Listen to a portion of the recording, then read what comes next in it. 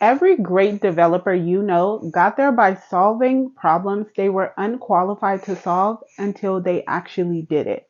This is one of my favorite quotations by Patrick McKenzie, a software engineer. I truly appreciate this quote a lot because it tells you that no one's really born a great developer and that technology isn't just for a certain group of individuals. And as long as you have the will to at least try with that zeal and that consistency, you too can become a very good developer. Hi, my name is GIGI K, and you are welcome to my channel.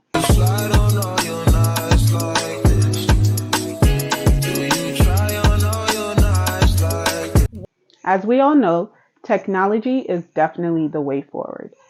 And the tech industry is actually a really great career path that's promising and it has longevity. Today, I'll be taking you through my 2024 routine on how I intend on breaking into tech as a software engineer with no computer science degree and no experience at all. But first, let me give you a little background about myself. Once again, I am GIGI K, also known as Eugenia Kanwia. I am a Liberian Ivorian American living in the United States.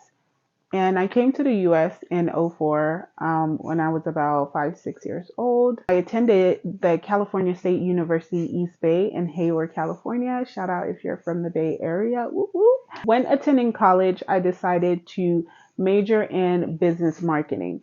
I really majored in business marketing because I had no clue what I wanted to do after graduating for college. I didn't know what career path I wanted to dive into or which path was perfect for me. I was so confused. All I knew was you get a college degree, you get a stable job, you're able to live a decent life in the US. Um, and so that's what I did. 2018, I decided to study abroad at the University of Ghana in Legon. And I would say that was the best decision I've ever made in my life.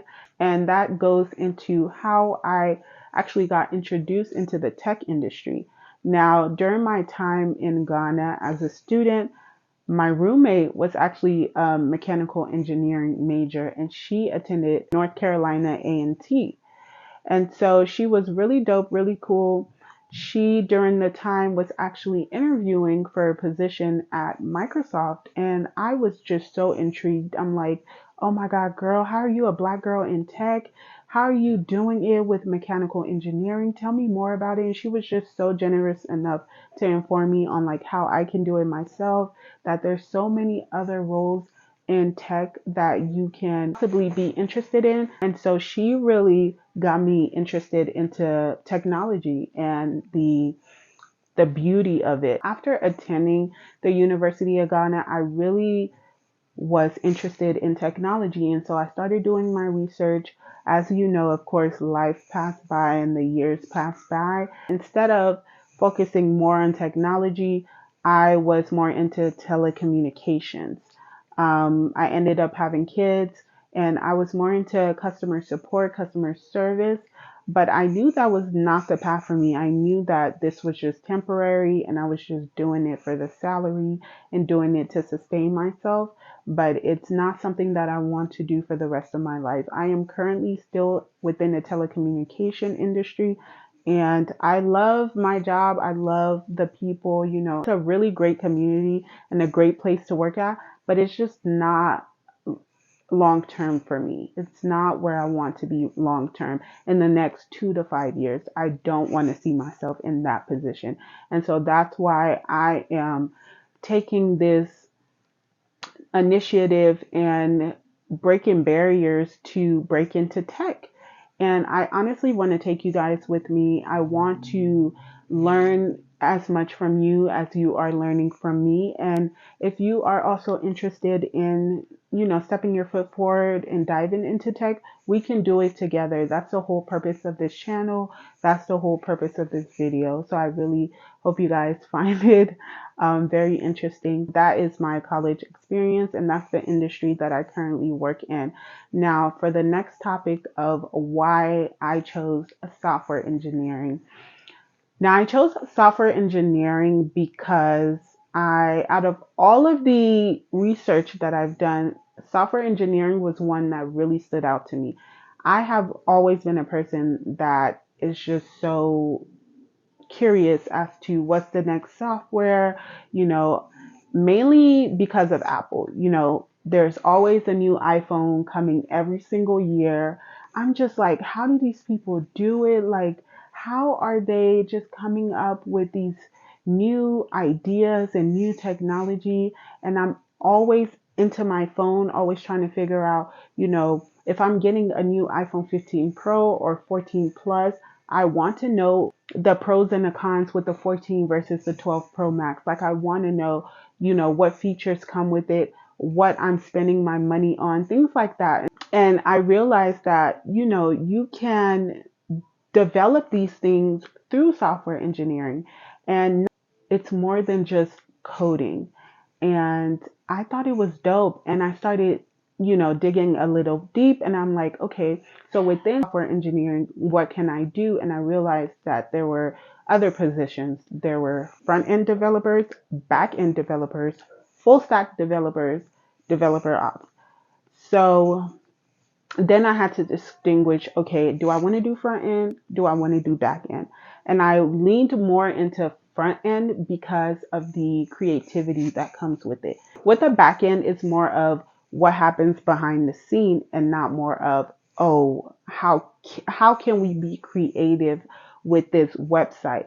How can we develop this website in a way that it's going to attract our consumers or our customers to purchase from this site? You know what I mean? And that was really dope for me. And I really fell in love with understanding exactly what front end development is. Front end engineer works on the part of the software that the users or the clients see. For example, if you go on Amazon.com, the very front of the Amazon.com website, where you see your DP and you see the search bar, you see the tab on the top left where it gives you other options like subscribing to Prime, to Amazon Prime, and viewing your previous orders and things like that. That's everything front end. So everything creative, all the colors, all the shapes or the fonts, all of that you're seeing on the front end, a front end developer coded that. And, you know, it's still coding and debugging for you to actually view that and for you to actually access and scroll around and play with it.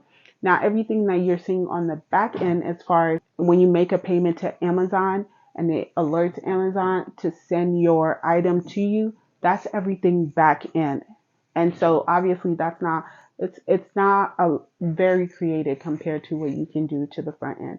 So that's why I really fell in love with front end, because I'm like, wow, so we can focus on things like functionality, layout, speed, and the user experience. Like, that's dope. That's customer service, but beyond that. And so I completely fell in love. I was the obsessed girl. I was like going on YouTube, watching on Day in the Life as a software engineer, and all the opportunities that come with it. I saw that people were getting internships and with their degrees at dope companies, like big tech companies like Google, Microsoft, TikTok, Snapchat, things like that. And I was like, this is so freaking cool. I was like, so cool.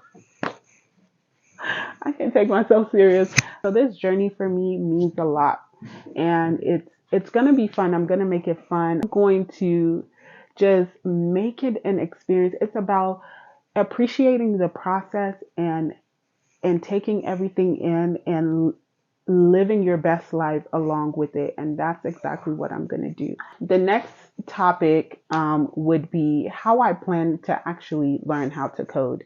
Now, with software engineering, there's three ways that you can actually learn the craft. You can go to a regular community college or university for 4 years and get a degree in either computer science or software engineering or etc. Or you can attend a boot camp, typically about 3 to 6 months, learning how to code. Or you can teach yourself. You can be self-taught, which a lot of people do, and a lot of people actually step a lot of people break into tech by teaching themselves, which I think is so dope. Like the fact that you can break into the technical world where the opportunity is endless without a bachelor's degree. It's like insane to me. It's like, come on now. It's like a piece of apple pie right there. They're giving it to you. They're just like, okay, you just need to get a knife to cut the pie. We ain't got a knife. You need the knife to actually cut the pie and have the pie, but we're actually giving you the pie, you know? And in our day and age with technology, it's so easy.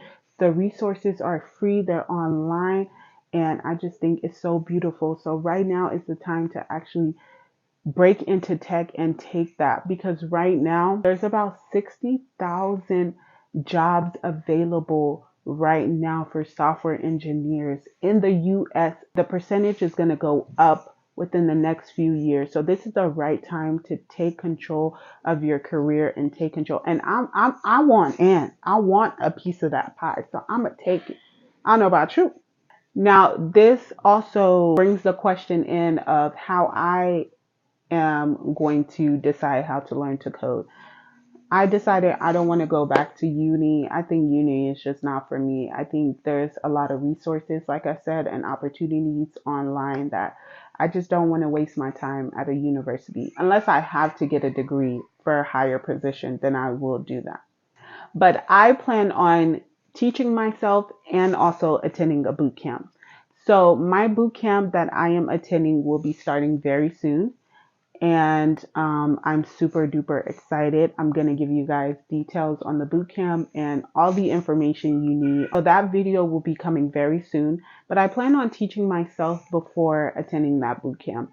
And the reason for that is because I want to kind of understand what I'm getting myself into. And I feel like a lot of people make that mistake of not teaching themselves, not going on these free resources, these free websites to teach themselves how to code or to understand what code is or to understand the foundation of it and see if they're interested in it before actually going into a boot camp. Because a boot camp is a boot camp for a reason. And so I don't want to feel overwhelmed because this is new information to me. You have to prepare yourself for it. Um, for it to not be so stressful on you. And so that's the plan. The plan is to teach, and I've been teaching, it's been a month and a half. I've been teaching myself how to code. I've coded my first code, Hello World. And it's going great. I actually love coding. I can definitely say there are challenges that come in the way, especially with debugging, but coding overall is definitely for me. Like if I had known that I actually love this industry and like this position, I would have done it a long time ago. I am currently teaching myself how to code, and then when school starts, we're going to go ahead and do that together. So that's the plan, and that's how I plan on learning how to code. The final topic today would be my overall ultimate goal for this journey of mine. And my overall goal, I would say, once I actually get a job in the industry, would be a good work-life balance. I am a mom of two. I am a wife. I have a family, and I want to be able to work hard and play hard. I want time for my personal life. And I was looking into an industry where I can work remotely or hybrid anywhere in the US and just spend time with my family. As much as I'm putting in the work and I'm really working hard for that company and I'm making good money, I want to be able to use that good money and, you know, invest and live my best life with my husband and my children. That's the ultimate goal. I want to be there for my kids while they're growing up, supporting them as much as I can. And so, if I'm able to get into a career that gives me that, I would be super, super duper grateful. And the second thing on my list, I would say, is a really good community. Even my first tech job, I wanted to be a community where there's just more to learn. I know there's so much more out there in engineering and software engineering that I have to learn.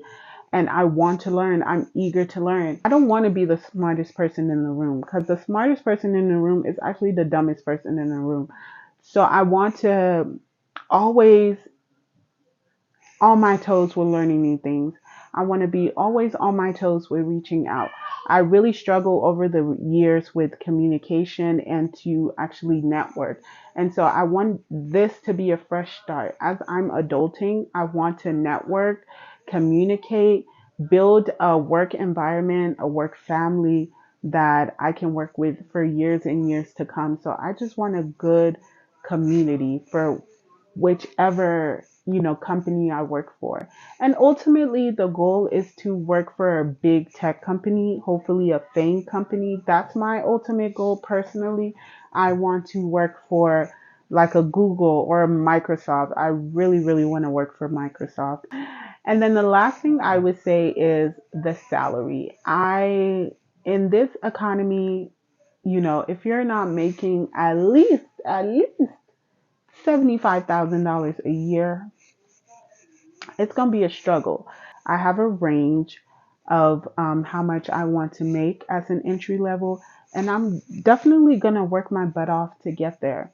My salary range, I would say, would be from $75,000 to $90,000 as an entry level engineer. And I know I myself have to put in the work to actually be able to negotiate or actually be offered that. But yeah, that is my ultimate goal for switching careers and diving into software engineering. With every great opportunity comes a great challenge, and you have to be ready to accept that challenge.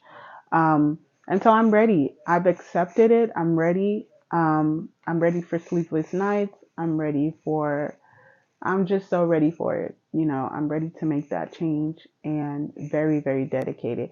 So I hope you guys just are able to go through that journey with me. But I hope you enjoyed this video, and we're going to break into tech together.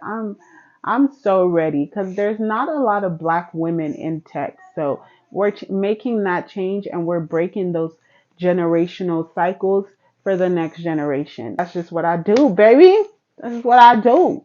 I love you guys, and hopefully we can grow together as a community. And if you end up just liking the video, please don't forget to like, comment, and subscribe. I'll see you in my next video. Bye.